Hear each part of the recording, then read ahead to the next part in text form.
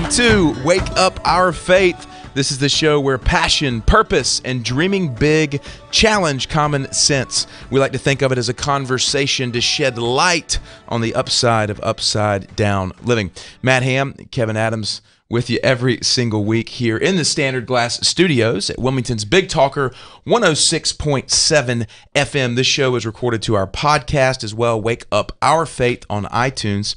And it's rebroadcast every Sunday on the Big Talker, 106.7 FM, New Hanover County and Brunswick County, and a little bit into Pender County in North Carolina. We appreciate the Big Talker and Nick Craig in studio putting this together. Want to recognize our corporate partners for making the show possible.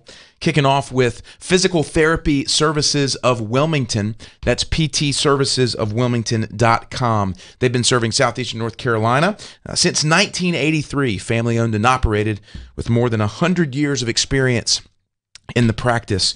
Offices at 17th Street as well as Porter's Neck. Give them a call, 910-763-8286. Senior Adams. Yeah. You just said we need some nachos, man. We need some salsa and some chips. We need some Mexican. Yeah. Holly and I had some last night. It was really good. It was so every once in a while you just got to grub out on that stuff. Where'd you go? Where was it? Just real Mexican. Now, we got a lot of the Baja, California, coastal, and I love that. Sure. You know, fish tacos and all. But sometimes you just got to go get some down and dirty, you know, like Mexico City kind of stuff. Yeah. Who was it? El Cerro? Where'd you go? Yeah. El Cerro? Yeah. That's the only one around here that's like, I think. Maybe there's one. Anyway, I'm not going to chase that rabbit. There's one on Oleander Drive. Okay. Anyway, that one's good though. I went there last week. It's funny. You did? I did. Yeah, it seems like I remember you saying that. But kindred spirits. Yeah. So people are like, "What are they talking about?" Yeah, Mexican food and chorizo. Holly gets his sausage and chicken, and tacos are really good. Anyway, we brought it up because we were talking about racing. Yeah. You know, just kidding around, and I said my son he would always want to race. You know, a kid grows up and challenges dad, and so he would always wait till after we ate a big Mexican meal. We're walking out the door. We want to race now, Dad? Yeah. You know, he's like 14, 15, and I'm, you know, whatever, middle-aged. with a belly full of chorizo. That's his handicap, I guess, or mine maybe. That's right. But, that's right. Anyway, all good. Good day. Got lots of interesting things to talk about, and then we've got a guest calling in second hour. Absolutely. Second hour Faith in Business for those who watch. The second hour is dedicated to how to live out faith between Sundays and business. And we've got Cal Maxwell, who helped found the Spirit League, which is a basketball league for special needs individuals up in Raleigh at NC State. Really cool about that. So first hour, man, what's on top of head and heart? I know the bag of goodies of Kevin Adams' brain is always bringing something fresh to the table. Yeah, well, you know, sometimes it's just I think it's just things that we walk through in life that are prevalent or right in front of us, maybe. Sure. That helps generate some of the thoughts and reflections. But anyway, I wanted to talk today about God's perspective versus man's perception. Okay. And now we talked about this before, and I can't remember if it was on the show or either in our Faith in Business thing a while back, but we've really got to understand the difference between God's perspective, which is a heavenly view, and man's perceptions, which is an earthly view. And it's another way of saying, you know, how do we live from heaven? How do we live completely in the fullness of God rather than, you know, in our perceived version of that? Sure. So that's sort of the idea. And, you know, one of the big questions to kick this off is, what is the biggest issue you hear of among believers or about believers from others? What's the biggest issue you hear from non-believers, or would you say non-practicing Christians? Yeah, okay. yeah. About Christians. Right. Or church folk, maybe. Hypocrisy. Exactly. Number one. Yeah. The number one issue for Christians is, it goes back to that DC Talk song. You remember the very first album? Yeah. It's the greatest single cause of atheism in the world is Christians who walk out the door and acknowledge Jesus with their lips but deny him by their lifestyle. That's right. I don't know who that was, G.K. Chesterton or somebody. One of those dead guys. Yeah, some of the dead guys are the best. But so the greatest problem with believers is that. And of course it gets tossed around and turned into something beyond what it actually is. But so the problem is it's still there. There's truth in that. So what overcomes that? And so what you have is what causes it maybe is unforced clarity. Okay. Now we deal with this all the time, and we don't like to call it hypocrisy. People don't like to say that except for unbelievers or people outside of the church. Right. And they're just calling it for what it is. Now, a lot of people make the excuse, but when you pare it down to what is the actual meat of this thing, it comes down to most people don't realize they're doing it. So it's unforced clarity. And, I don't want to turn it into something too pie in the sky, but when clarity is not forced, then you end up with hypocrisy. And the reason is, well, we can get into that, but that's sort of the idea here. So it's being able to make the switch from God's perspective or jump into God's perspective or see it that way, jumping out of man's perspective. Mm-hmm. So again, I don't want to sound like a college textbook here, but it boils down to when you hear that thing about they're all hypocrites. Yeah. What does that actually mean? Yeah, let's address that. We know you're ticked off and you're just saying stuff, but we also know there's truth in it. Mm-hmm. So where's the truth? What's the baby in the bathwater? And so that's what I want to get to today. Yeah, that's a fantastic topic. I love it. I said, I just shared this out to social media, and I said, today's show is about Christian hypocrisy. Yes, we said it, and yes, we're going to talk about it. We lovingly love to stir the pot. Yes. And it's good. It's fun. Because it's healthy, and it causes the junk to get dissolved and disassembled. Courage forces clarity. Yeah, and it ain't going to change the needle without courage. Right. So, well, it's to kind of to tie this into something, Kevin, that we didn't talk about this. This is what I was studying this morning in the Word.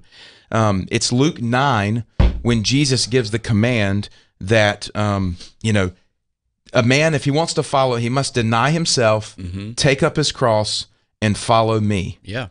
And that's the command. And then it goes into this idea of you cannot separate me and my words. Any man that is ashamed to declare me and my words, the Son of Man will be ashamed when he returns. Mm-hmm. But it was an interesting thought because Jesus separates himself and his word. Mm. And so it led me down this path along the lines of this kind of hypocrisy idea is a belief in Jesus without a declaration or a belief in his word. But the flip side of that is an elevation or a belief in his word and the teachings without the elevation of Jesus himself. Mm-hmm. And so anyway, I just saw it as an interesting piece. And I think the part of hypocrisy is a profession and belief of Jesus, but a unwillingness to hold to his word as it was taught. Mm-hmm. Yeah, you're right. And so what does that look like in everyday ground level in a way that people view it as, oh yeah, I've heard that 1,000 times. Don't view it that way, that they can actually go, oh my gosh, I'm doing this. Mm-hmm. Or, oh wow, I see that for what it is over there. And so that's a biblical representation of it, which is the ground level and the foundation. So anyway, what we want, I'm just glancing at the clock here, what we want to get into is our examples. Right. And what they look like and look at God's perspective versus man's perception. So it's really not that deep. It's very simple, but you got to start off peeling back all the mantras and the, just the sweeping generalizations. We've heard it all our lives, hypocrisy. Well, let's get into what it really looks like and provide some examples so maybe people can recognize it so we can force clarity. Yeah. And overcome it instead of just the ignorance of Well, it. yeah, sweeping it under the rug, or you know what I mean, Yeah. kind of just like making it the redheaded stepchild. That, oh yeah, well, just kind of tossing it out the window. Right. So I think this would be a great episode just to challenge people to pause, and we're going to walk through some powerful stuff here. So we're going to take a short break. Before we go, just want to let folks know, Kevin and I are the co-founders of Uprint, which is a faith and personal development organization. Our heart is to help people live out and express their faith between Sundays. It's turning the model on its head, understanding who you've been created to be, and then living that out with courage as a way to bring God honor and glory. We've got a portable faith community that walks with folks to do that. You can check it out at wakeupmyfaith.com, and we'll be back for more right after this.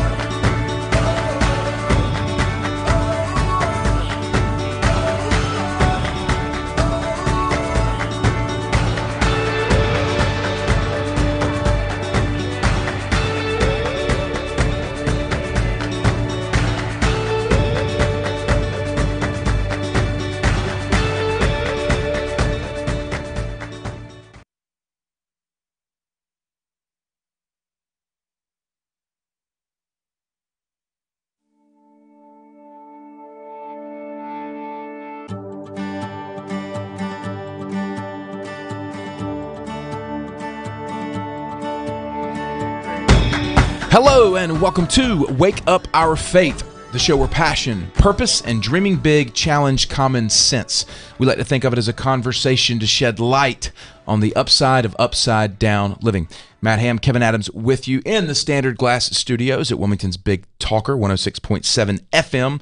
Show is running live right now, streaming on YouTube, Facebook, and Twitter. You can check us out on iTunes at Wake Up Our Faith. Our corporate partners make this show possible, one of those being Freeman Landscaping, Southeastern North Carolina's largest privately owned and operated land and irrigation firm. They've been serving the area since 1992. They're family owned and operated. They offer both residential and commercial irrigation and landscaping services. Feel free to give them a call, 910-796-11 888-866-3666. Today's show is it's exciting because we're diving into this awesome territory of Christian hypocrisy. Kev, you posed the question is, what's the greatest threat to Christians from an outsider's perspective? Or what's the greatest... I wouldn't call it a threat because it's not actually, and I'm not, I don't want to chase that either. It's we're talking about God's perspective, which is what everybody needs to have who's a believer, versus man's perception. They're different. Sometimes they align, but they're usually different. So it's about clarity. And we start off, and there's a lot of different examples, but we start off with the example of how non-believers view believers. And that is, what's the very first thing they say? Mm-hmm. And so it is a perception, and there's truth in it, and then there's not. So let's get to the bottom of that. That is the hypocrisy. Yeah, idea. so the perception is hypocrisy. Yeah. And so the first step as a believer toward that should be what? Well, it should be trying to understand, rather than just disregarding it or saying everybody says that, or kind of letting it sit there. What's the baby in the bathwater? Again, this is just one example. We can come up with lots of them, but this one's a big one because it's a mantra that everybody tosses around and walks away with, or it's just silly, but yet it's not. Mm-hmm. So we're peeling off the gunk and getting to what really matters about this. And what we find is there is hypocrisy. We're not talking about the stuff they're just throwing at us. We're talking about, what we really are dealing with. And a lot of it is just ignorance. It's not recognizing it for what it is. So in a sense, it's about forcing clarity.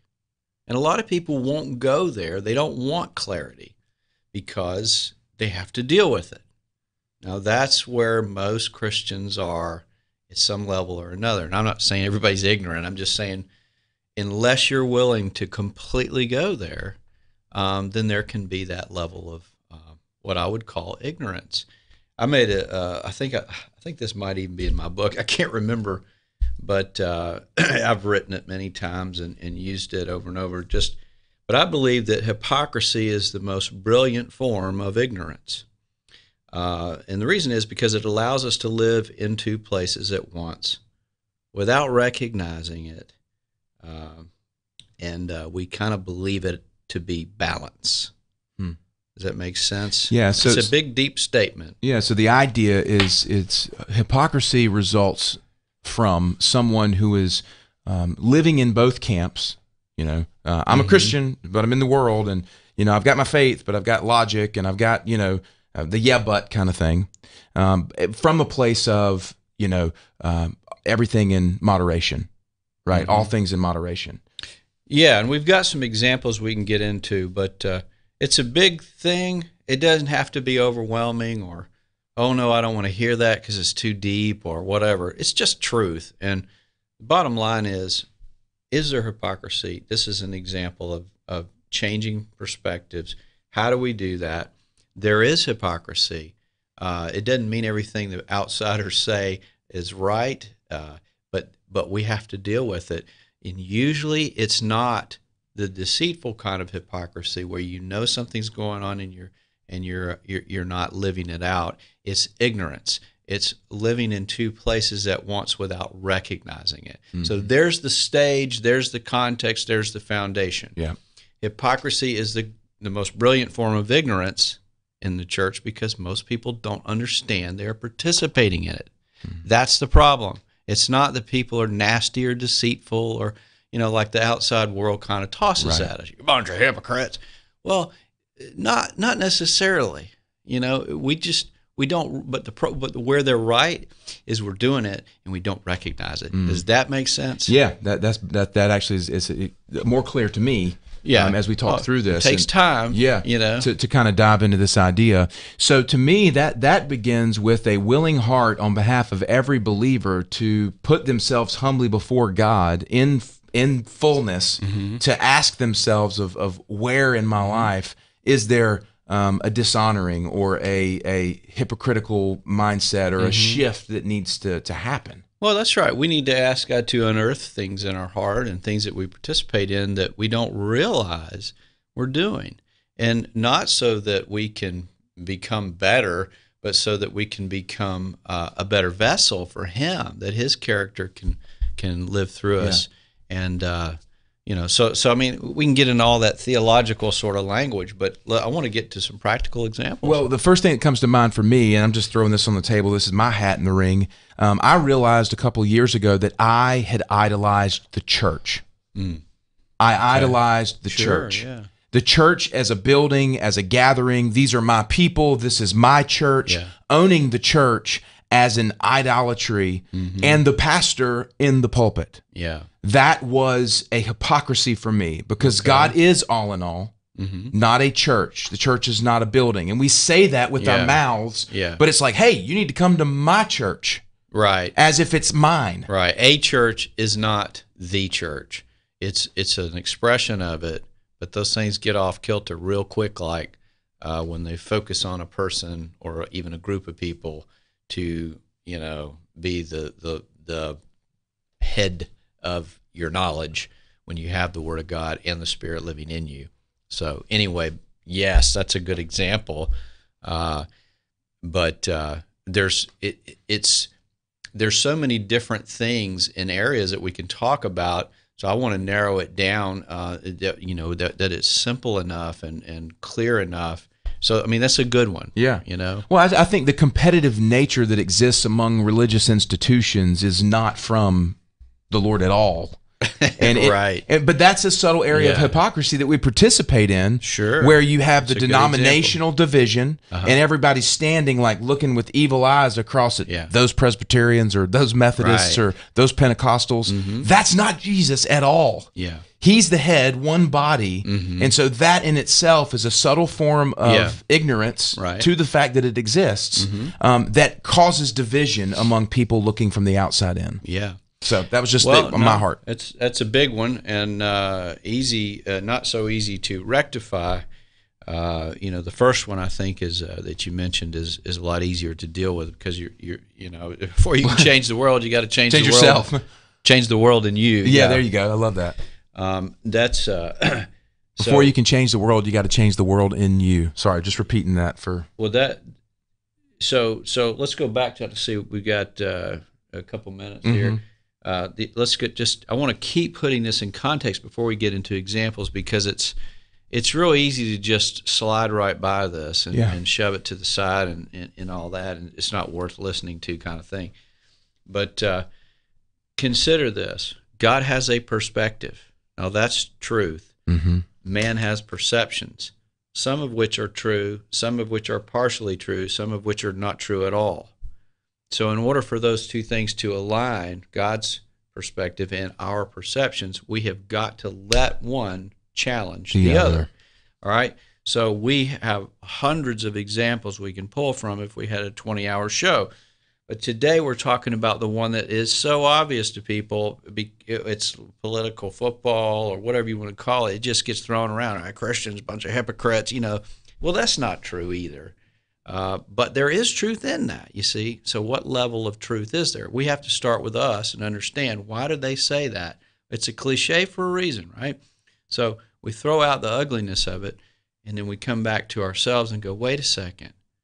I've been hypocritical without realizing it. And that's where most people are. I'm not saying most people are hypocrites. I'm saying it's accidental.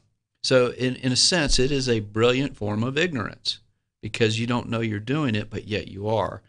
And what we tend to call that is balance. So I'm putting context back around it. We get into it next segment. Some examples, an additional few. I know one thing in my own life as we go into a break here is these areas were made very apparent because they're the areas that I was quickest to defend. Yeah, that's a great example. So think about that. To look at it. Yeah, think about that during the break for our listeners. Is the areas that need the most work are often the areas that you're quickest to defend. That's right. That's just my own experience. Yeah. We're going to dive into that next segment here on Wake Up Our Faith.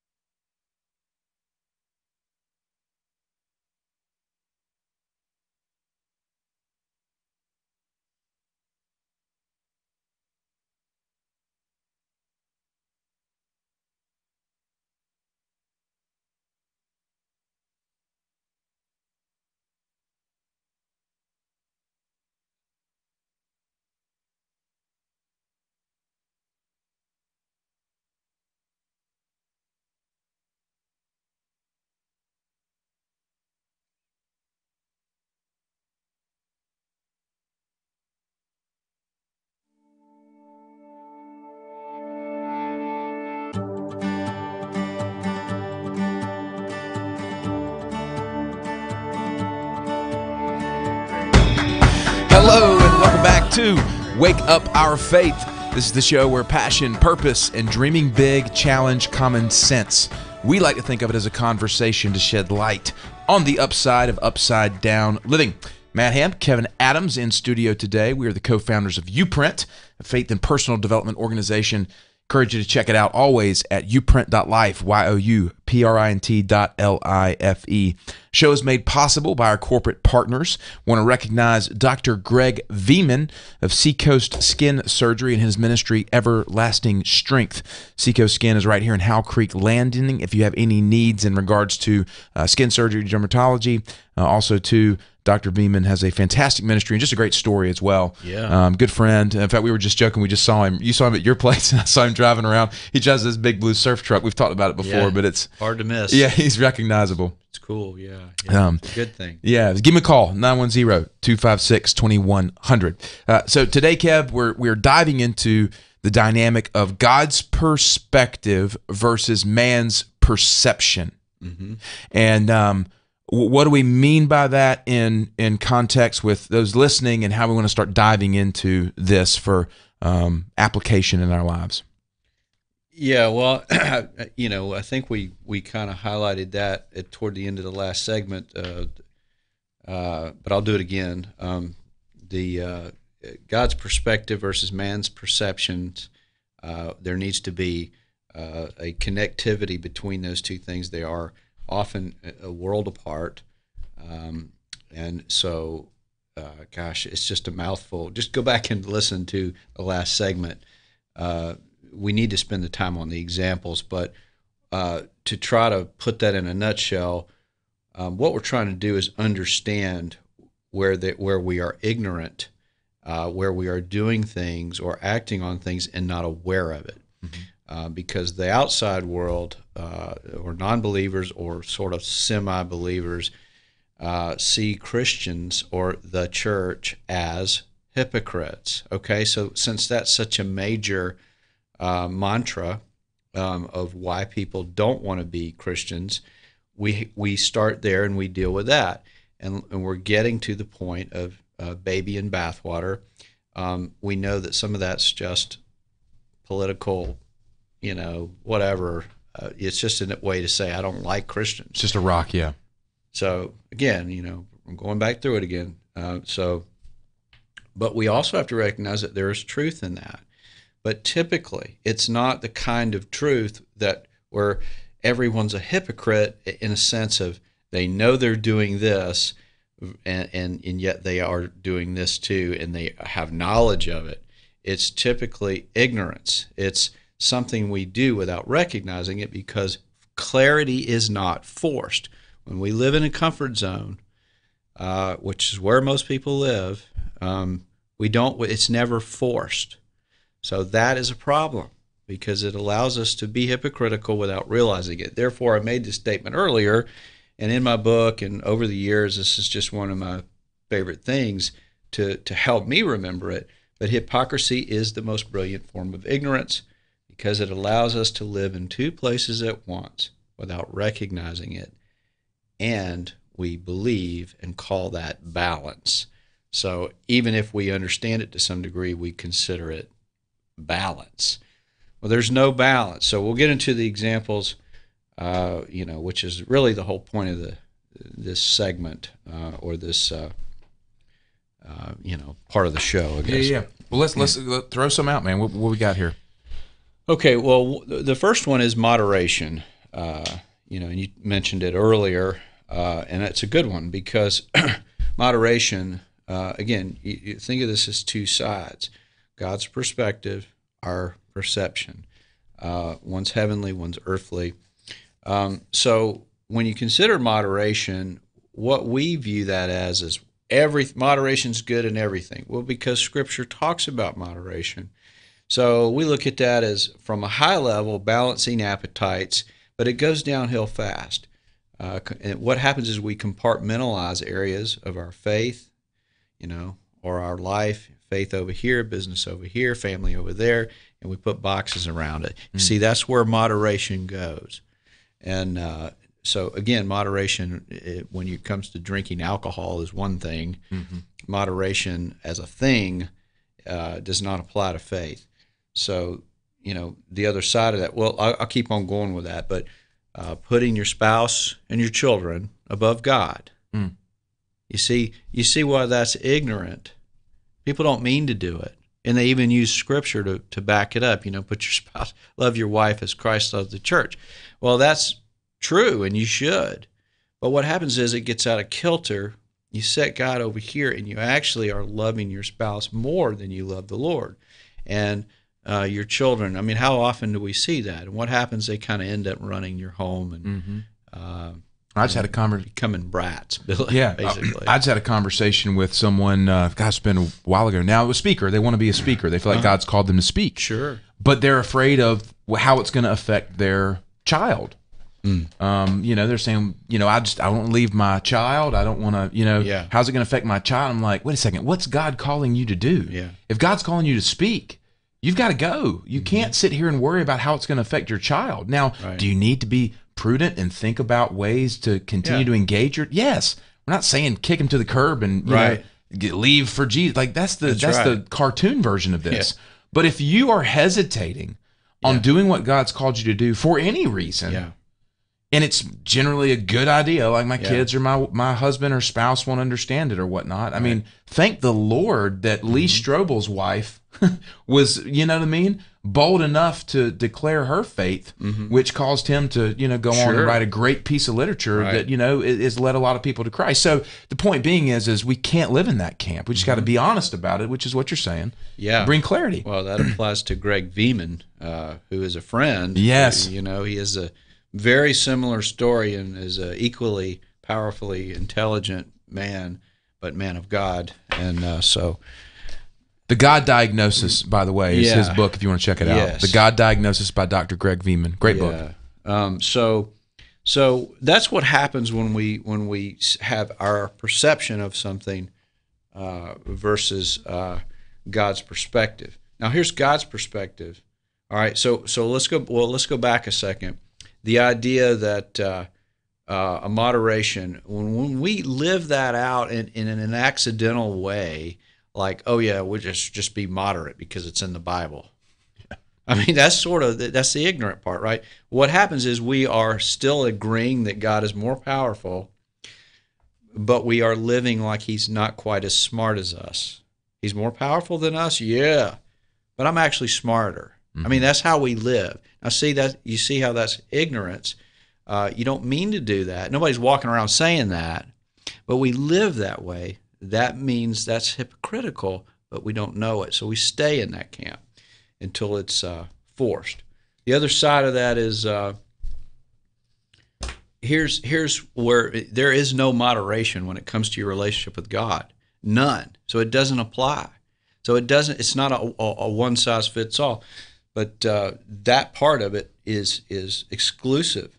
So here's a thought: are we unwilling to live entirely by faith in a King who was crucified entirely for us? What does entirely look like? Is that moderate? Of course not. Or you can say it another way: are we unwilling to live for the King who died for us, entirely for us? I mean, there's no moderation in what he did for us. So why would we apply that?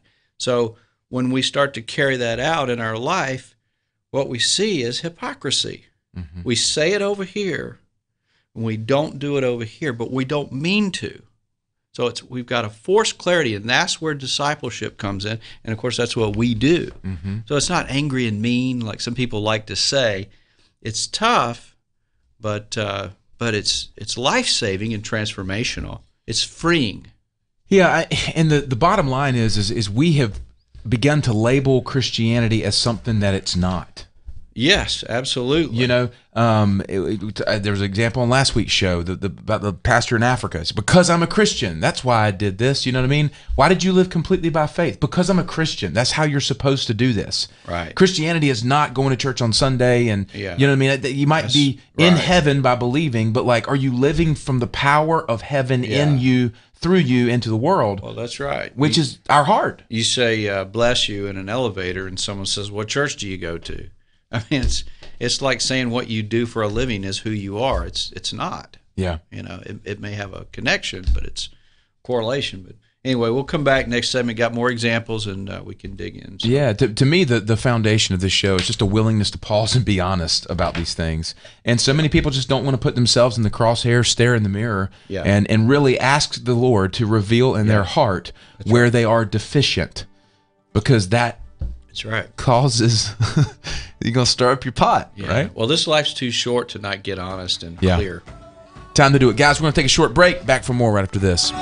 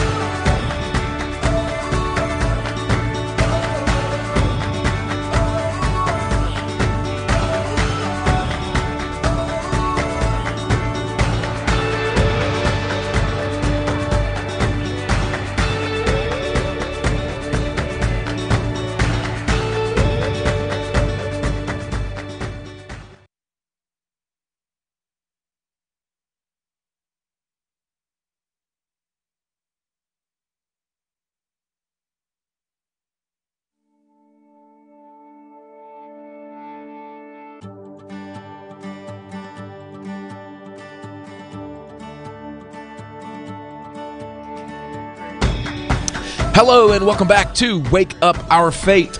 This is the show where passion, purpose, and dreaming big challenge common sense. We like to think of it as a conversation to shed light on the upside of upside down living. Matt Ham and Kevin Adams, with you here on this wonderful Wednesday at the Standard Glass Studios, Wilmington's Big Talker.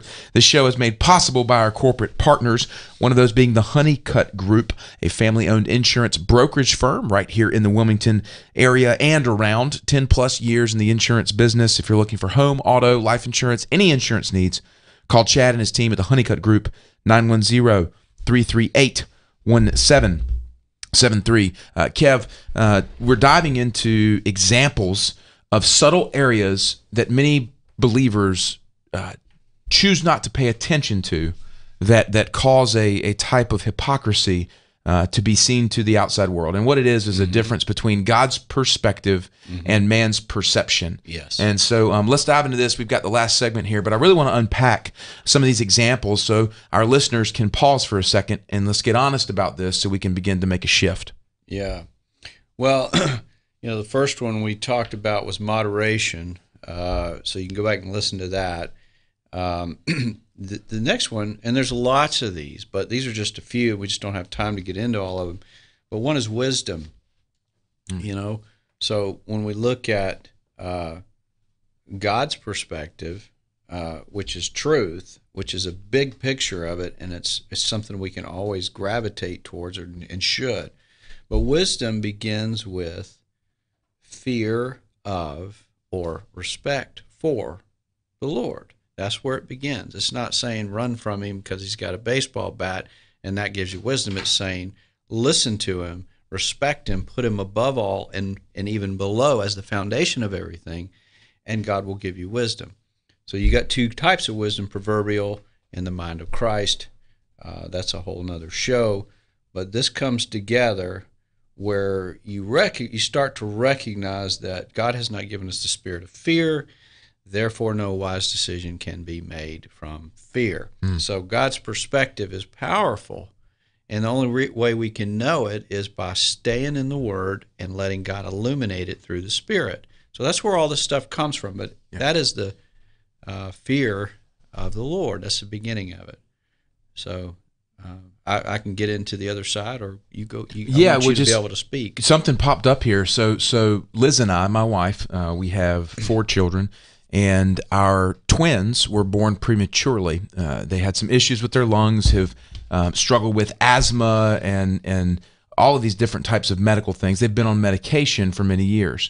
And every single doctor we talk to has a different opinion for us. Oh, they need to be on allergy medicine, or they need to be on inhalers, or they need to be on a nasal spray. And you waffle back and forth based on what doctor you talk to. And then you read this article that says that there's behavioral side effects for this type of medication and so forth. And plus, these things are not cheap. I mean, they're expensive. $150 per inhaler, and we got to get 2 each month or whatever. And so, Liz was reaching out to me. We were talking about this when we were on a walk earlier. She was like, Matt, I'm really struggling with what to do about the kids' medication.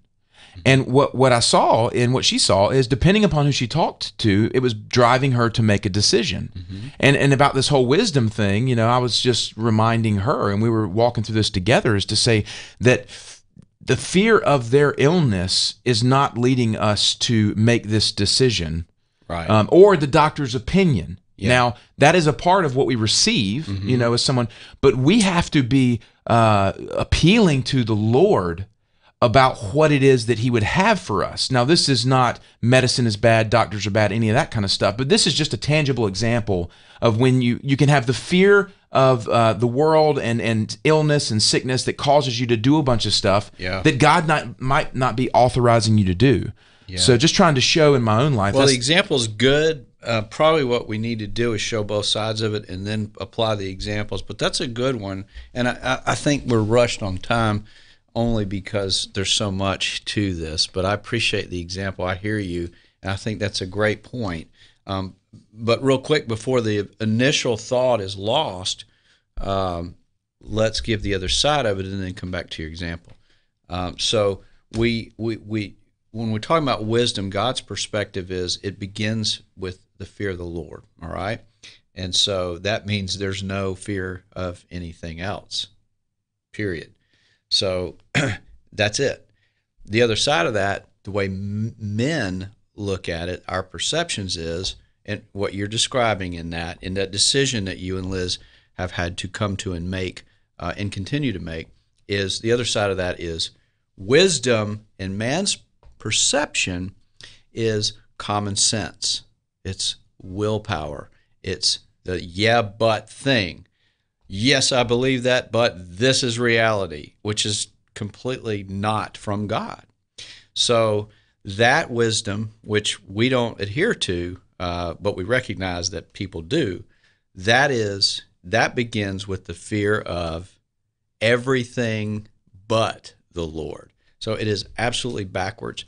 So to live in both of these camps, to address one and say, yeah, that's wisdom is the fear of the Lord, begins with the fear of the Lord, but to live over here in the fear of everything but the Lord, based on common sense and logic, is a form of hypocrisy. It is hypocrisy, and we act on it not out of deceit, but out of ignorance, because clarity isn't forced. And we've got plenty more examples. But so your example is good. I appreciate you sharing it. Yeah. I just wanted to go back and make sure both sides, from a broader perspective, were shown. It's just an example that, to me, of the tangible things we do every day. We don't realize and don't pay attention to what's actually driving them. And that's the problem. Yeah, so if God is, if we have the mind of Christ, the Spirit of God that raised Jesus from the dead dwells in us, and we're not going to Him petitioning these different decisions and things that we have to make, and we're making them out of this logical place of like, yeah, well, I know that God, He's the great physician, and I know that He's the thing, but here's the logical conclusion. You just got to pause, let it all fall to the ground, and start back at square one and say, what is truth? What's His perspective here? Mm-hmm. Yeah, let's get into some other examples while we got a little bit of time. So we've got this idea of in the world, but not of the world. So that's a whole nother area. Well, we believe that and we say that, but we don't live that. So if we are of, this would be God's perspective, if we are not of the world, then we have to be of somewhere. We're in the world, we recognize that, but God says be not of it. So what do we have to be of, right? Now, you and I know the answer, but most people don't recognize this, and it's too bad. And that's not an arrogant statement. It's just true. We have to come to this. But you are of heaven. If you're not of the world, then you're of God. And that's it. So we have to be of heaven, and that is the idea of sonship. This is God's perspective. He wants us to be sons and daughters, to see the world the way He does and to live that out from Him into the earth. It's so different and backwards than the way the world thinks. The other side of that is we think not of the world is just simply avoiding bad behavior, avoiding the appetites of culture, not overindulging. It's kind of like moderation. We think I'm going to be in it, but not of it, so I'm going to stay away from the appetites. Well, that's part of it. But what that leads to exclusively, if we don't understand the depth of living from heaven, is that we end up striving for better behavior or groveling, for approval, and God, please bless what I'm doing. And what happens when you live that way? It doesn't mean you don't live for God. It means you're asking Him for stuff He's already handed you as a son or daughter. So we live in this weary place, you see. But that's an example of believing one thing and living it out another way ignorantly. All right, and there's one more. I want you to speak, man. I feel like I'm taking over. It's just a lot of stuff here, and it's real easy to go, this is not worthwhile. But another one is unconditional love, right? And I sent a text out the other day on that one just because, frankly, I'm tired of hearing people talk about it and not live it. It doesn't mean it's much better to say that I'm not going to do it and not do it. It's like this is just because of State of Union last night. It's like, I love unconditionally except if you're a Democrat, or I love unconditionally except if you're a Republican. Yeah, like, be honest about it. Yeah, just be honest about it. Go ahead. So real quick, and I'm just trying to hurry this up, but so the man's perception is unconditional love looks like feeding the poor while they despise the rich. All right, it looks like loving the humble while hating the arrogant. Okay? Now, Jesus didn't like arrogance, but He didn't hate them. Hate, this is action. This is action. The other side of that, God's view on this is lowering our expectations of people and in raising them of Him. If you do that, then you can love unconditionally. Yeah. Fantastic points, guys. We can dive in more always. Connect with us, info@uprint.life. Matt Ham and Kevin Adams wrapping up the first hour of Wake Up Our Faith. We'll be back for Faith in Business right after this.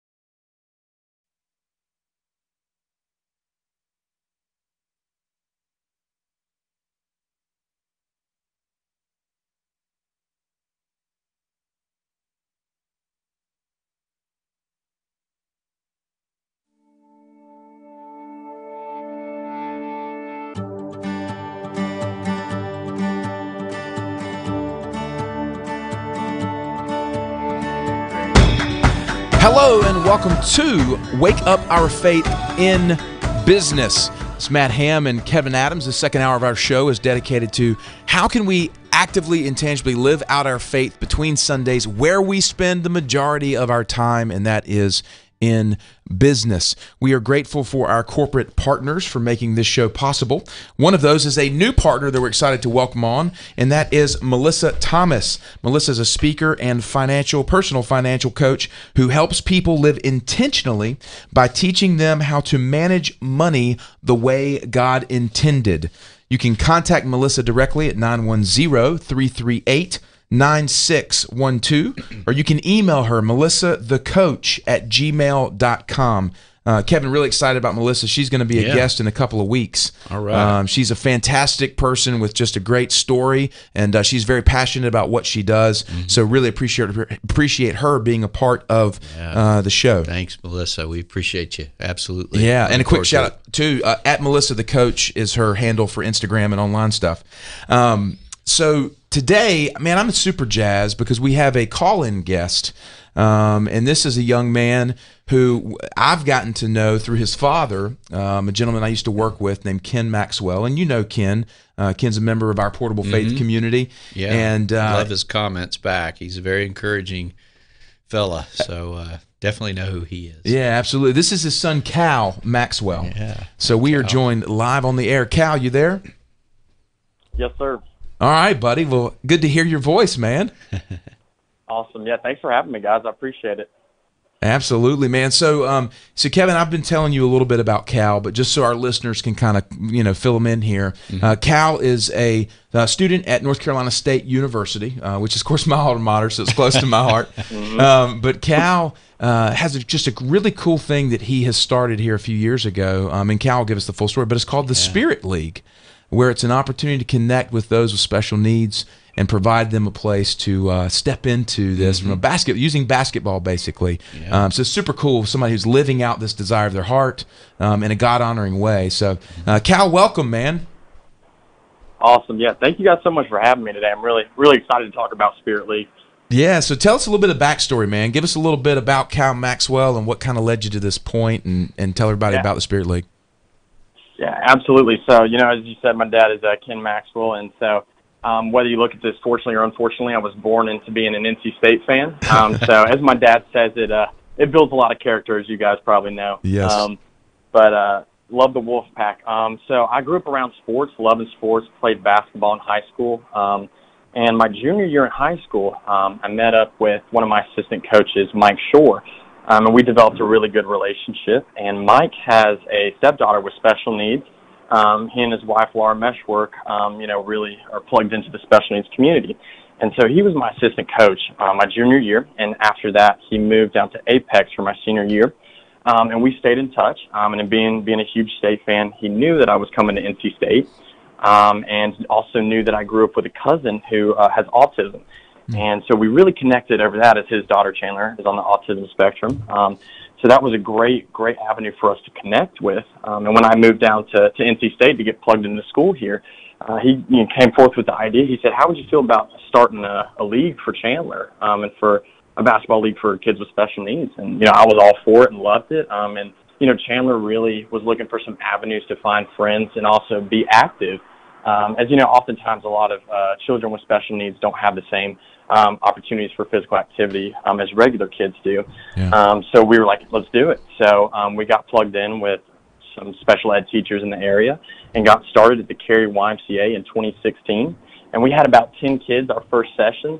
And, weren't really sure what to expect or what it was going to look like, but we just, tried to run as normal of a basketball practice as we could.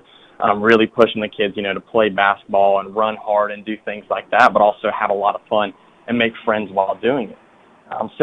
Shortly from there, it kind of started to blow up a little bit. We didn't really have an intention of developing this major league. We weren't really sure where it was going to go, but quickly we found out that a lot of people were interested in this league.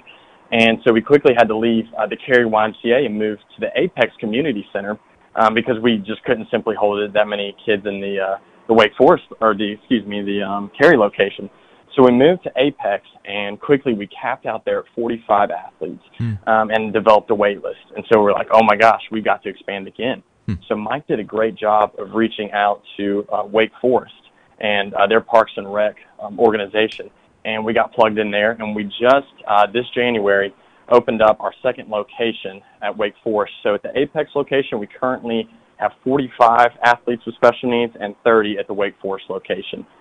So we were really excited to see this kind of take off and see where it's going. And recently, I put up a video of one of our athletes, Jason Frederick, on Twitter, where we played at halftime of the NC State women's basketball game in December. And he came down the court and launched close to an NBA three with a hand in his face. He got the shooter's roll on it and just made an unbelievable shot, and the crowd went insane.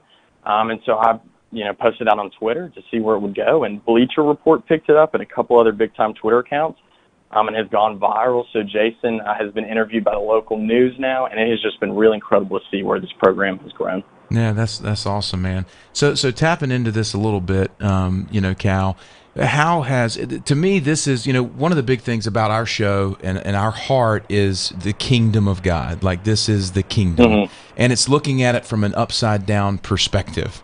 And, right. Even in the first hour of today's show, we're talking about God's perspective versus man's perception. And, I think it's healthy to kind of recognize here that from a worldly perspective, there's not a ton of value on, special folks with special needs and that kind of thing, but they are incredibly valuable in God's perspective. So how has this kind of enlarged your view of God in the process? Right.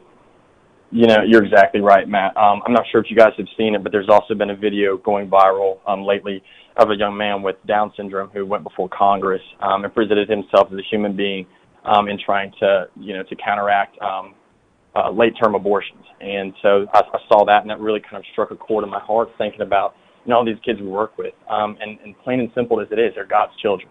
They're made in the image of God. And it is just incredible to see. You get some of the most pure forms of joy you will ever see from these kids. They have, you could say they have a ton of reasons to not be happy and to not, approach every day with joy.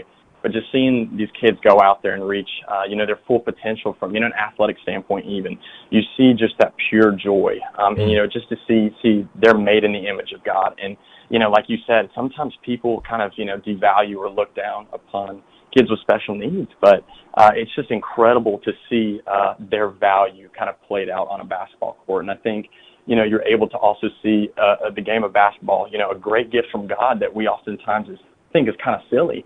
But here, we see, these athletes just reach their full potential through that game of basketball. And it all really is just a gift from God to just see them, reach their full potential and just really, experience true joy in life. Hey, Cal, man, so glad to hear a young man with such wisdom and just a heart for God and just to let it out. I mean, you just letting Jesus out.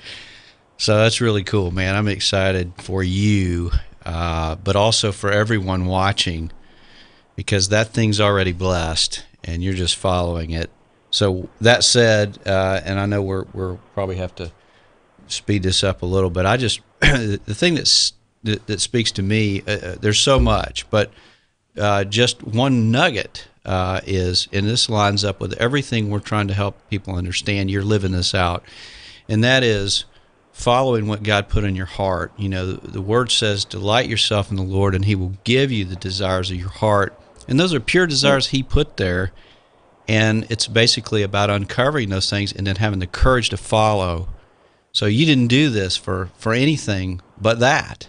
And that's so obvious. I want you to speak to that a little bit about how you have made that decision to follow the thing He put in your heart. And that's where success comes. It's not striving after and trying to manufacture it. You see, that's the difference. But you're doing it. You're a great example. But speak to that a minute or so. Yeah, absolutely. So one of my favorite stories from the Bible is the passage where Jesus tells the parable about the Good Samaritan and how obviously the priest and the Levite pass by this man on the side of the road who has been beaten and needs help. And then a Samaritan comes and helps him. And to me, that just shows me that, as somebody who is a follower of Christ, we're called to serve and love those around us. And as you kind of talked about there, where God puts those desires on our heart of what, where we can serve and how we can help people. and mine just happened to be, children with special needs. And so that story really speaks to me on how can I, come about to share the love of Christ and serve these special athletes. And so I just think this has been a great opportunity for me to just kind of live on that service there. And I think, as all followers of Christ should, we're called to serve and love others. And, with special needs kids, it's often, like we said, a demographic that gets kind of, pushed to the side. But, God has value in each and every one of his children, and that's something that I've been able to really see through this program. And it's just great to see it kind of flourish and just take off. Yeah. Well, Cal, we're going to take a quick break, but hang around because we got some more questions we'll dive into in the second segment. Appreciate you being on with us, brother, guys. We're talking with Cal Maxwell, the Spirit League out of Raleigh, North Carolina. Matt Ham, Kevin Adams, Wake Up Our Faith in Business right after this.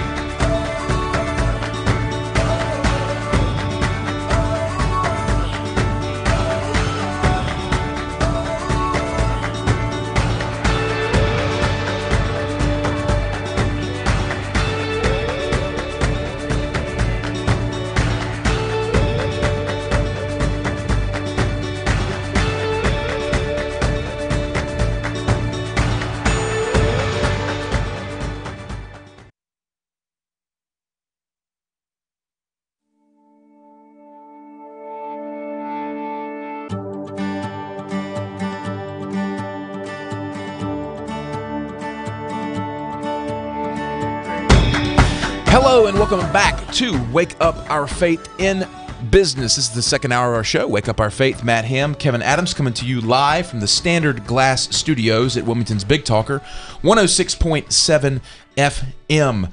The show is made possible by our corporate partners, one of those being Fountain Financial Associates and Chris Riley over there. Chris and his team at Fountain Financial Associates.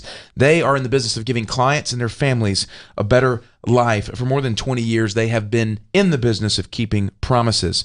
If you have any financial needs or questions, give them a call, 910-256-8882. On today's show, we are joined live via satellite, kind of. Satellite phone. I don't know. I just wanted to say that. Well, the sound of it is phenomenal. It's you, man. Oh man, we've got the truth behind it. I don't know. You don't know. I know Cal is here. Though. Yeah, there you go. Yeah, Cal Maxwell with the Spirit League is with us today on the phone. Of course, Kevin and I just love cutting up, having a good time. Cal, I wish you were in studio, man, but you're coming to us from the great city of Raleigh, so we appreciate you being with us today. Thank you, guys. Go Matt's ahead. pointing at me. Kev had a question here. He wants to dive into this. See, the thing is I have no questions or 1,000 questions, but I think it's the latter. But we're limited anyway. I think that the biggest thing, and just trying to hear what God's speaking to my heart is I learn about you, Cal, and what you're doing is just this. It's kind of a heart first, head last approach. And you really speak to my heart with the Good Samaritan, and that's that thing where you kind of separate out good behavior and acts of service mentally or from a willpower kind of perspective to what's the heart of Christ, and it's so fulfilling, it's so satisfying to just go and let Him unfold it and let Him grow it. So again, I'm going back to that example. It's organic, in other words. It's not, I think I need to mail in some good behavior. So I think the most impressive thing to me is your age. And it takes a lot of folks till they get to my age, which I'm 52, to grab hold of that and start living it out because they're afraid that life's passing by so quickly. So anyway, I'm very wordy, pardon me. But anyway, so just continue, if you would, to press into where your heart is and making those decisions, even in the details of managing this and opening up. How are you letting God lead you? Your prayer life, that kind of stuff. Just touch on that a little bit so people can understand the difference between, Him leading it versus you trying to make it happen. Yeah, absolutely. And that's great. You brought up prayer life. I was going to definitely mention that. Every morning, every night, my prayer is, God, give me a small head and a big heart. Because oftentimes, it is easy, to get kind of wrapped up in, I'm doing this. It's great that I'm doing all of this, but really nothing is possible without the power of Christ. And we've been very fortunate to get some publicity for Spirit League and things like that. So I mentioned we played at halftime of a NC State women's game. We also played at the halftime of an NC State men's game. And on February 16th, when the Wolfpack goes to Cameron Indoor to take on the Duke Blue Devils, we're playing at the halftime of that game, which is going to be unbelievable. Awesome. But there's a lot of great things going on there. But, it's so easy to say, look at all these great things that I'm doing. But it's important to stay plugged into the Word and your prayer life, stay plugged in and be in tune with God's will, because God talks about the importance of humbling yourself and recognizing that without Him we are nothing and we have nothing. And every good thing comes from Him. So it's just a constant effort to try and remind myself that none of this is possible without Christ. And, all this great stuff is going on. It's just a gift from God. So it's definitely just, it's a struggle I think we all have in a lot of ways to remind ourselves that whatever good is going on comes from God and not from ourselves. It's God working through us, but it comes from Him. And so that's definitely, something I constantly am trying to do. It's definitely a struggle at times, but, it's just recognizing, what Christ can do through you. He gets the credit. We get the victory. Everybody wins, right? Absolutely. So Cal, just for the purpose of bringing it up you're 21? Yes, sir. 21. This is crazy because, like you said, it's like you got 52-year-olds that are walking around and it's going, what you talking about? And I was in my mid-30s for it to sink in for me. So just encouraging to see, and it speaks to two things that are on my heart. Number one is the Word tells us that your gift will make room before kings. And, on February 16th, the Spirit League is going to be mid-court, with the number one basketball team in the nation, Duke Blue Devils, right? Cameron Indoor. This is the shrine of college basketball, and the Spirit League is playing on that floor. And Yep. I want to make this point for our listeners who think that it's not good enough, that whatever God's calling you to do is not big enough, it's not good enough, how's it going to work? Just stop resting in the logic of your own understanding, and God wants to make room before kings. And to see an example with Cal like this with the Spirit League, he's putting you on that stage not because Cal's great, not because it's because he's God. And he promises it, and his word does not return void. Yeah, yeah, fantastic, man. That's just beautiful. I love the exuberance that you start to lose at a certain point in your life if you don't step in. So, man, we just applaud your courage to stand up for him, and he does all the heavy lifting. But yeah, before kings, Exactly. you know. Yeah, and the second thing that it speaks to me, Cal, because I know your dad, and I know what kind of man he is and how faithful he is, and this is an important part for those watching the show who are fathers, of the necessity of pouring into our children. Because when you see the fruit, it's difficult in the moment, but then you see something like this of a 21-year-old who gets it for real, who's willing to go out there and just to be and live out his genius in the world. So what was that like for you growing up, Cal? Just kind of curious. Oh man, well I could talk all day about my parents. My dad is just he's my biggest role model in life for sure. My parents have always believed in my sister and I. My sister's pursuing a Broadway career right now, and just their unconditional love and support through it all has been remarkable, and just challenging us to be the very best people that we can be, seeing areas where we can serve, where we can love others, and just figuring out how we can serve God. And they have just always, pushed us and encouraged us to do that. And it's really it's been the biggest blessing. My dad I'd say he's one of my best friends. And Matt, you of course know him, and just how great of a guy he is. And he's just such a great example of selfless love. He's had health issues. He's had all this, stuff going on, but he's been able to push through that and never complain, and just continue to love people, and push those around him to be the best they can be at whatever they're doing.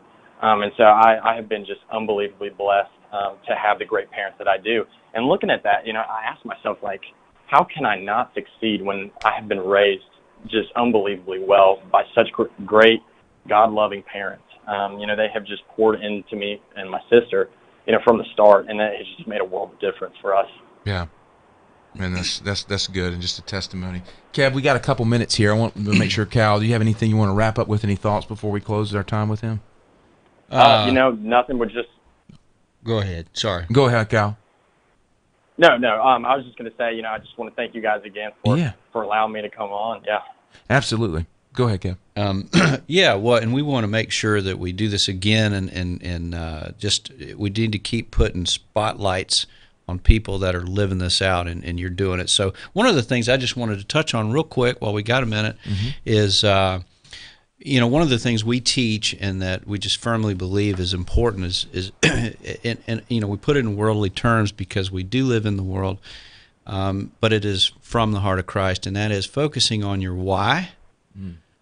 And if you can do that, you get to that thing that he puts in you, and if you can focus on the why, then God gives you the how.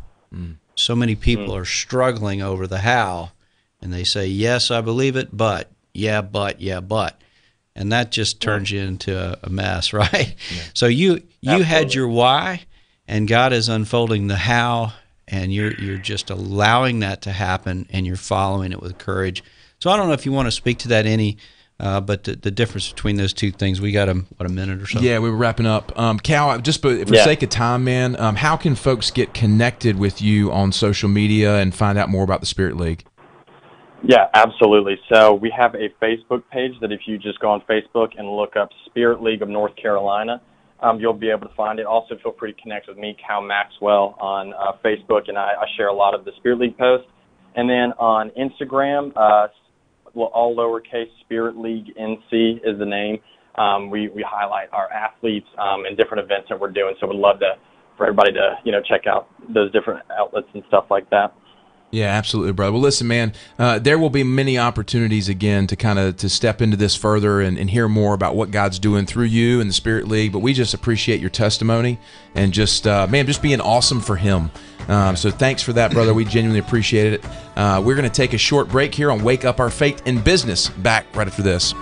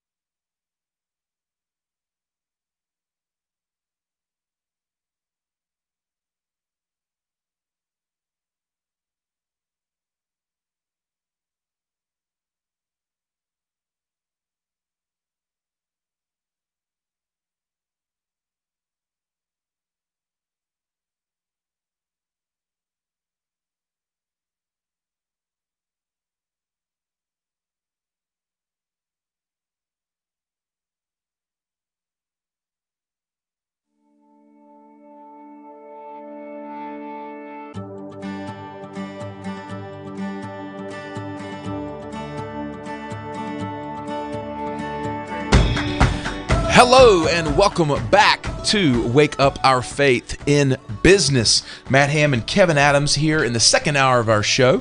For our regular viewers and listeners, our show is dedicated to helping people wake up their faith between Sundays. What does this look like in kind of practical, everyday application? Faith is not something that's in a box that we do on Sundays. It is our life. It has to be our life.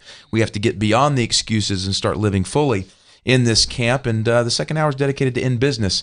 For those who are just tuning in, we had Cal Maxwell of the Spirit League, North Carolina. This is a basketball league for those with special needs.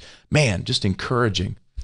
Yeah, we need to, on our Twitter page, we need to go ahead and follow him and retweet some of that stuff.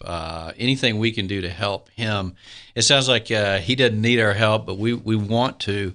And I just want to touch real quick on, before we get into the next part of our show, one of the questions I had asked, and we just didn't have time for him to answer from his incredibly wise but 21-year-old position or posture, and that is following the why. If you learn to follow your why, then God will give you the how. And where we get lost is in the how, and then that becomes logical, common sense, willpower, and that's not what we see in Scripture. Yes. You got to throw that out, let God lead, and then He'll give you that back, and that follows. So I wanted to hear his take on that, but I want to take that moment to say, go back and listen to him again, and check out what he's doing, because you'll start to see the answer to that question in just watching it and seeing how it's blossoming. And you mentioned it, Scripture, God puts your gift will make room before kings, which is in Proverbs, and so that's a great example of that. But anyway, just stressing the why. What's that hungry thing in your heart? Forget how, and God will unfold the how if you start pressing into the why. He's a great example of it, whether he got to answer that or not. No, it was fantastic and a great question, and one I know Cal would have just dropped a truth bomb or wisdom bomb on us from a 21-year-old perspective, which that's what's so encouraging is people go, well, just this culture and the millennials, you got this grumpy old man in the booth somewhere, these millennials and their cellular phones. I get like that. I'm like that. I got a bunch of them. But you've got this beautiful picture of someone who's willing to live this thing out all the way, and he's willing to press into this just beyond the current and common understanding. Yeah. But that's what it means to evangelize in the world. Yeah. Because the goodness of God is made known by people who are willing to follow him and do things like this that bring him honor and glory without having to go, Jesus saves, which, great news. It's the greatest news ever, but it's got to go beyond that. It's got to become who we are. Well, nobody's listening to that unless they know that you're listening to them first. Nobody's listening, especially in the age we're in. So you've got to learn to listen to what people are saying in their hearts. And one of the best places to do that is where we spend the most time. And that's why we're doing this whole Faith in Business, whole entire part of our organization. And just this is a radio segment, but it's a huge thing that we're developing. And so where are you spending most of your time in your week? It's in a form of business, because money is it's how we buy food and pay our bills. So commerce, and you just kind of extrapolate that out, and what do you got? You got business. Even if it's working down at the fast food place, it's still business. Faith in business. How do you live that out? That's what we're talking about. Yeah, and it's just awesome when you see it happen. I think about Cal and a college student, college kids, they're at college, right, which is their business life. I guess they're doing their job of going to school and getting an education. Right. And hey, you could jump into a fraternity and just party it up and go to class whenever and just indulge, and this is my time, greatest time of my life. But here's a college student who's dedicating his time to these kids. Yeah, well, ministry is also business. It is still a church. Takes in money, they provide a service. It is a business, and they don't like to call it that, but nonprofit, charity, it's all the same. It is a transactional, commercial flow, and that's from God. It ought to be. We want to keep our hearts in the right place about it. Well, we got to talk about the structure of it. So Cal is stepping in to his week. doing the thing. And there is the whole business side of it when you've got this stuff going on, and God's putting you before business leaders, and so it's growing. Yeah, and that's fruit. Well, this is kind of a big thing in our culture now, Kevin. We've talked about it. It's like that social awareness kind of philosophy. Right. Of Tom's Shoes, here in Wilmington, Biddy and Bo's Coffee, Cal's an example, the Spirit League. These are people who are leveraging what they have, their resources, for this kind of social cause. But this is a precursor to this kingdom movement that we believe in and see God doing, is where that's just the way that God created it to be. It's not a new thing. It was always there. Yeah, that's right. Well, that's right. It's always been this way. It's kind of like the Melchizedek priesthood, what is that? Well, it's greater than the Aaronic priesthood. Study your Bible. It's been before, and it'll be after. It's really Jesus over everything else, and but sometimes we get caught up in the moment instead of looking at the greater thing, and so business isn't separated from church. Yes, and faith isn't separated from, how we do things. It's all one big thing, and it all begins and ends with glory to God. What we gain out of that is living out our value on earth. And what greater thing is there? When Jesus said it's better to give than receive, it wasn't some kind of check thing that you check off and go, well, I made him happy. Yes, you please your Father, but you also find great satisfaction in that. So what better way to give than to employ your gifts, your calling, which Romans says is irrevocable, and to live that out in such a unique way that only you can do it and fill that vacancy in history. And Cal is doing that, and that may change in his life and become something else or this or that. But right now, he's focused on the why. And he's doing it in his business community, which right now is the week of going to school, so it is business. Yeah. I love what he said is, I pray for a smaller head and a bigger heart. Beautiful. I mean, gosh, coming from coming from anybody, yes, but much less a 21-year-old, is saying, God, will you increase my affection for you? That's right. Instead of my mind and logic of how I need to behave better. And guys, listeners, this is the kingdom of God. It's not about better behavior. It's about raising our affections for the Father who loves us. And like you said, Kevin, he's given it to us already. Yeah. He's given us the blessing already. Right? You are blessed. Yeah. Now go. You get an A+ the first day of class. So get hungry for the subject now. The pressure's off. Now go. And so Cal's doing that, but his prayer, that's such a neat thing. And but even right before that, that it's what we're talking about, and this is something that we teach is you've got to learn heart first, head last. Yes. Head first will end you up in glory to me by accident, and it's just not a good thing. The overflow of the heart is what the mouth speaks. God continues to help us live from the heart. Not that desperately wicked thing that was unsaved, but a saved, sanctified, redeemed heart that belongs to him, the one he says, I'll give you the desires of, if you just delight yourself in me. Yeah. So anyway. No, it's beautiful, and one of the kind of cornerstones for us as an organization is this three-pronged spear of inspiration, encouragement, and teaching. This is something that I believe we stand on as an organization. And when you see a story like Cal's, you get a moment of inspiration. Man, that's powerful. Wow, right? Well, what happens is we walk away and we get back into our lives or whatever it is that we're doing. And that's when we need encouragement.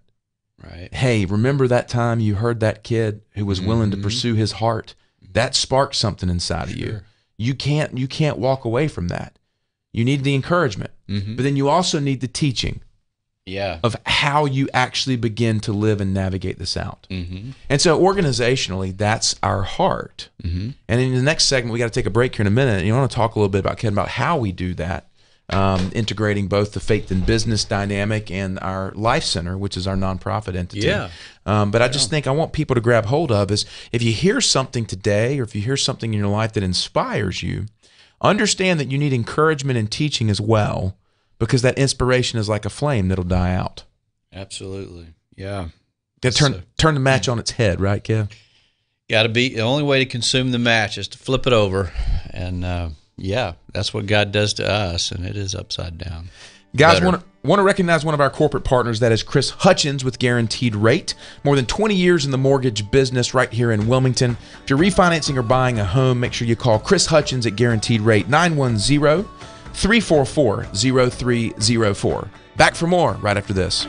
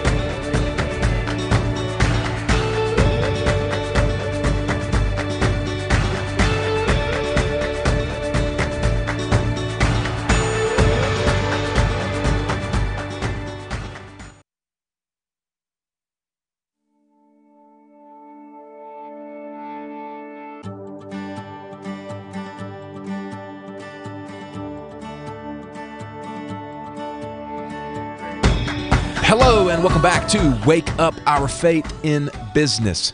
Matt Ham and Kevin Adams were the co-founders of Uprint, a faith and personal development organization. This is the second hour of our show here at the Standard Glass Studios in Wilmington's Big Talker, 106.7 FM. Many thanks to Nick Craig in the studio helping us produce the show each and every week. Nick is a huge part of this, so Nick, thanks for that. And we want to recognize our corporate partners for making this show possible. One of those being Century 21 Swalyer and Associates. More than 30 years of real estate experience, family owned and operated right here in southeastern North Carolina. The Wilmington office is 910-256-0021. Kev, while we're talking about that, also wanted to mention that Century 21 Swalyer in Jacksonville and Shirley Morrison, who is their owner-operator up there, they're going to be partnering with us at Uprint and putting on a youth leadership day for high schoolers. in Jacksonville coming up here in March, and jazzed about that. Just wanted to thank them for being a part of it, and excited to see that unfold. Yes, we appreciate them very much, and being able to connect and join forces and bear some good fruit. It just speaks all the more to the need to live out your faith in business in a variety of ways. And so, yes, we're thankful. I agree. Amen. Yeah. So one of the things to kind of, this is our last segment of today's show, Kev, and to cast this vision, because what's on my heart as we had this great interview with Cal Maxwell, the Spirit League, and here's a 21-year-old kid, is the need to go back into the younger generation. Because not everybody's getting this, right? And so what we have is this dynamic of this incredible business where we're running these faith in business and reaching out to business people, connecting with business people, helping them understand how to live their faith out. And then we've got this beautiful nonprofit entity over here, which is the Life Center. Yeah. And so as this continues to unfold, I just want to cast a vision for our listeners about what we believe and are seeing kind of in the city, the need for this desperately, to kind of break down these barriers of faith and business and generational gaps in church and whatever. Yeah. Well, that's right. Businesses traditionally are putting up walls, and they do it to protect. And, we understand. And churches are putting up walls, and they're doing that to protect. So when you got to what you got is England and France, and they don't ever connect. And so what we're trying to do is just tear the walls down and say, look, your entire life belongs to God, not your Sunday, and then your business life. And we tease ourselves if we think, or kid ourselves if we think that they are wide open. When we say things like, well, I don't want to alienate my clients. And we've heard that. And it's just really, it's heartbreaking is what it is. When you know that seeing incredible businesses, you mentioned Tom's Shoes earlier, and there's a lot of them out there now, but Chick-fil-A is such a good example of living this thing out. It doesn't alienate, it grows. You want to grow your business? Focus on God and just let Him work through you, through your gifts and calling. You don't have to stand on the counter and preach. Right. Hand out a tract with a chicken sandwich. You make the best dang gum chicken sandwich. You don't have to preach. It's like a little fortune. Jesus saves. There's a bunch of every bite says Jesus saves. You're putting a fortune inside the kids' meals. That's the way people see it, though. That's hilarious. Yeah, they do. There'd be an amazing skit. Yeah. You pulling out your fries and you get this. What's this? Yeah. So anyway, back to the Life Center. Life Center is an idea. It's a movement, and it's a big thing that God's doing through us. Starting through us and bringing more and more people to get involved with that. So ultimately, the idea behind it is to eradicate spiritual poverty, set people free to live out their dreams, but that starts with what we have, and that is discipleship, mentoring. It's got all kind of components to relationship, marital, counseling, the list is huge. Uncovering your why, all that kind of stuff. So we're teaching all that right now with a variety of people. It is a contribution based thing. So cost isn't an obstacle. And then on the other side, we've got that's developing into home organization and having a healthy pantry and even into the fitness side of things. So that's where we're starting, but we're also helping remove obstacles from families and people and college students who are attempting to live out their dream. And so an obstacle is a small thing or a big thing. We're starting small and thinking big and moving in that direction. But that's the Life Center idea in a big nutshell. Yeah. There's a ton more to it. But God's bringing more and more talented, gifted people to expand what we can do for them. Yeah, and the invitation is open, for those who are in this city and even those who aren't in this city. if you're about the move of God, the move of His kingdom in the earth, and helping people live out the desires of their heart for His glory. That's right. I mean, that's the move that we're doing, and we want to encourage people to participate in that in whatever way that you can bring. I mean, the book of Acts talks about bringing what you have. Yeah. And so for some, that's resources that none would have need. Exactly. It's not just feeding the poor. Mm-hmm. It's way bigger than that. We are teaching a man to fish, but we're feeding him while he's learning. And the ultimate goal is to set him free from all the obstacles that are keeping him from living out the thing God put on his heart. So it is a vast thing. You're not going to get this at church. Yeah. Why? Not because they don't want to, because they don't have time. Yes. And that's why we have to do this in the days between Sundays. The thing to me that's beautiful about it is the upside down kingdom. We talk about that, the upside of upside down living. That's part of the tagline for our show. Mm-hmm. And traditionally, church has been something we do on Sundays, or maybe if you're certain folk, you go on Wednesdays too, or something like that. For a certain segment of history. Yeah. But you look at a Chick-fil-A. Yeah. Chick-fil-A is open when? Monday to Saturday. Right. Yeah. It's the opposite. Yeah. It's the upside down nature. This is where we're spending our days, and we're doing it for God's glory, and we're being excellent. And so we're in a shift of culture that we want to embrace and be a leader for, kind of be a trendsetter, a pioneer, or a forerunner, if you will. Yeah, absolutely. And step into this area and say, there is genius inside of people that needs to be birthed into the world. Right. But you've got to be free of the strongholds, and you've got to be courageous enough to follow. Yeah. There's so many obstacles if you're a believer, and they can be as simple as just something where you were rejected as a child and didn't even know it, or maybe your parent didn't, your dad or somebody didn't talk to you much, or it can be a subtle thing like that, or it can be something you've gone through in your life, or it can just be a variety of things that you don't understand what Scripture is or what it means to you, and you see it as a dusty book that's full of rules. Well, that's not it. It's a door into God's personality. So it's flipping over everything and understanding that God is so much better than we can imagine. But how that lives out is it starts with wanting to please Him because you understand who He is and what He's done for you and wants to do through you. When you understand that, then your next desire is to carry out His mission. And then that starts to get very specific, even down to, hey, I want to live at the beach. That's good. That's okay. So it works from big to very, very specific things. And we want to help you carry those things all the way out, not just write a book and say, get the book and you'll get it. But we want to disciple that, walk with you, blood and guts, wherever you are, all the way out to this thing's got fruit.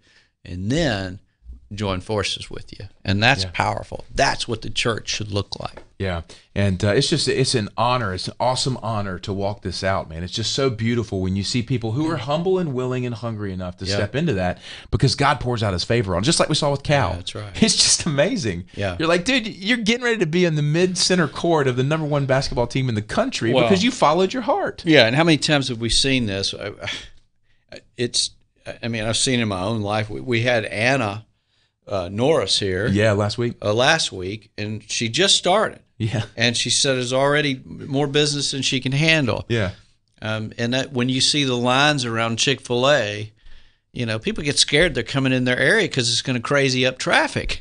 That's There's right. a new one in Porter's Neck, and I got friends out there, and it's funny. It's like, man, traffic's crazy. Well, thank you, Chick-fil-A. Chick-fil-A. They're just kidding a little bit, but it's true.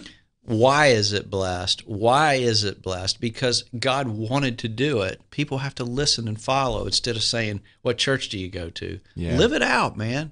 There's all kind of great things in you.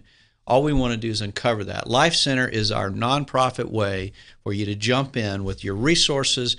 If it's a couple cups of coffee a month or a portable faith community or becoming a part of this thing and having a say in it, and to the nth degree. I mean, we're wide open. Yeah. But it's happening either way. Absolutely. Well, guys, we invite you to be a part of it. You can connect at info@uprint.life. You can email us there. Matt Ham, Kevin Adams. We'll be back next week for another show. Genuinely and truly appreciate you guys being with us. Let's watch God work, and we're excited to. Hope you would join us.